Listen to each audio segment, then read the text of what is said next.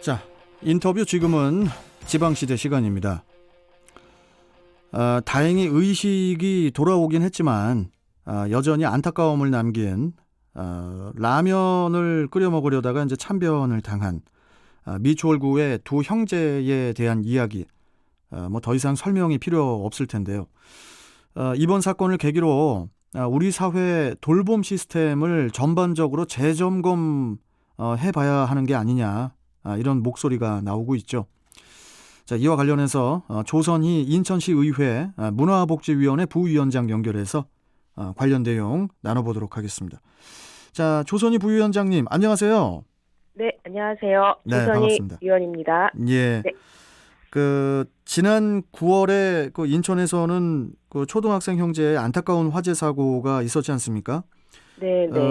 당시 그 사고는 보호자 없이 아동 두 명만 있는 상황에서 라면을 끓이려다가 일어난 그런 사고로만 보고되었다가 보호자의 아동 학대 사실이 또 추가로 드러나면서 더 안타까움을 자아냈는데, 우리 조 의원께서는 이 사건의 문제를 어떻게 진단하십니까?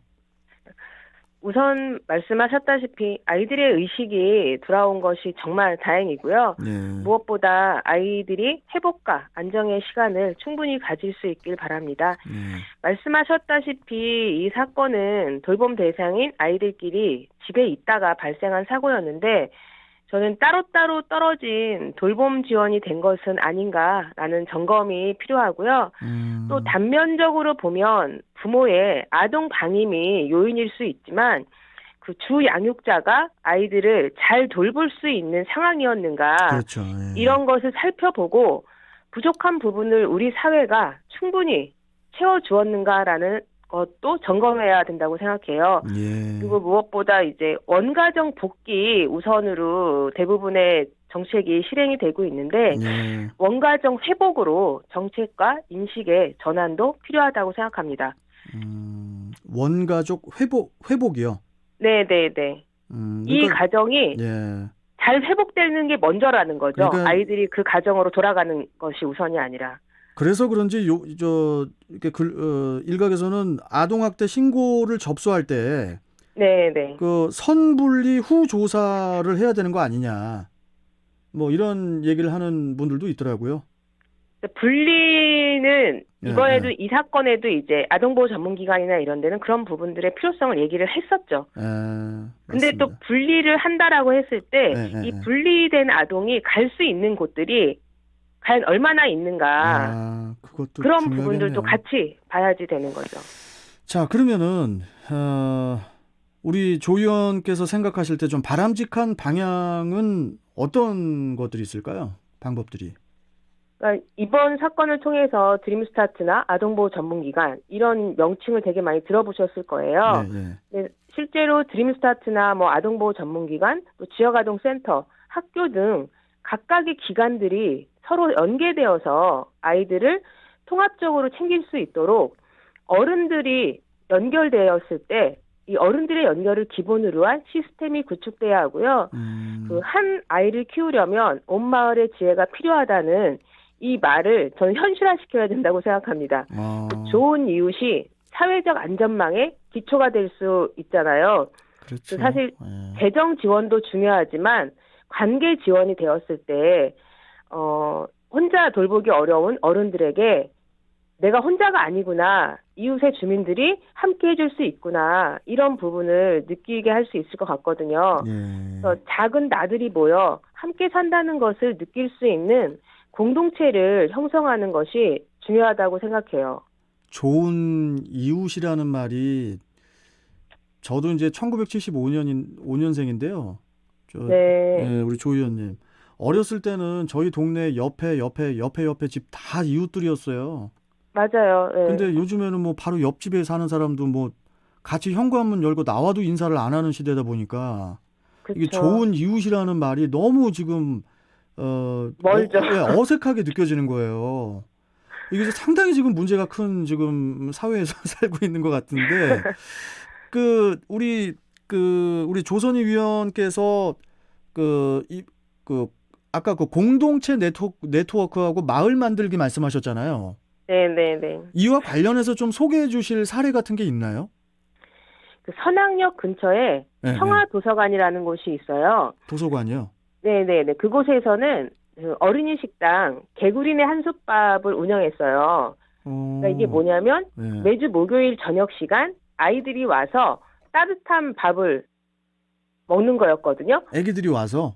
네, 학생들이, 그러니까 어, 아동들이 와서 따뜻한 예. 밥을 먹는 건데 지금은 사실 코로나 시기에서 이 방식으로는 못해요. 조금 그렇죠. 아, 다른 방식으로 그렇네. 진행을 하고 예, 있는데, 예, 예. 그러니까 마을 활동가, 지역 상인들이 함께 서로 조금씩 품을 내서 만든 마을 공동체 활동이에요. 그러니까 음, 마을에서 함께 돌본다를 만들어가고 있는 곳인 거죠. 근데 음, 이렇게 공동체 네트워크가 형성된 곳은 행정의 지원이 조금만 결합된다면 더 풍성한 공동체를 만들 수 있다고 생각해요. 그래서 음, 이런 곳들을 찾아서 더 지원할 수 있는 방안, 이런 방안들도 필요하고 또 지역아동센터와 학교가 잘 연계돼서 아이들을 함께 돌보고 있는 곳도 있습니다. 그러겠죠. 그래서 예. 예, 기본적으로 각 기관에 좋은 어른들이 있고 기관 간에 신뢰가 있을 때 아이들은 좋은 환경에서 돌봄을 받을 수 있잖아요. 예.